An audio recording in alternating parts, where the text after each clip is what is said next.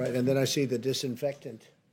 Ukraine হয়তো একদিন রাশিয়ার হয়ে যাবে বিস্ফোরক এমন মন্তব্য করলেন মার্কিন প্রেসিডেন্ট ডোনাল্ড ট্রাম্প। চলতি সপ্তাহে ইউক্রেনের প্রেসিডেন্ট ভলোদিমির জেলেনস্কির সঙ্গে বৈঠক করতে চলেছেন আমেরিকার ভাইস প্রেসিডেন্ট জেডি ভ্যান্স।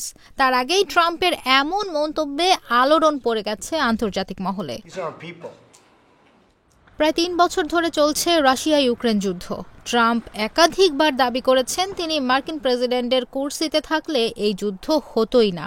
কিন্তু যুদ্ধের ৩ বছর পূর্তির মাত্র কয়েকদিন আগে ইউক্রেন নিয়ে চাঞ্চল্যকর মন্তব্য করলেন ট্রাম্প।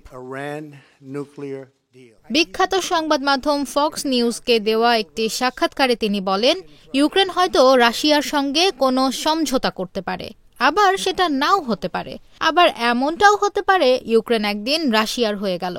ট্রাম্পের এমন মন্তব্য ঘিরেই চলছে জোর চর্চা। ঠিক কি বলতে চেয়েছেন মার্কিন প্রেসিডেন্ট?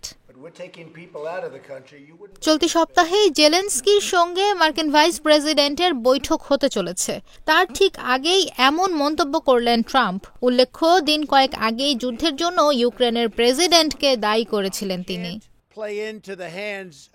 ট্রাম্পের মতে যুদ্ধ রুখতে রাশিয়ার সঙ্গে একটি চুক্তি করাই যেত।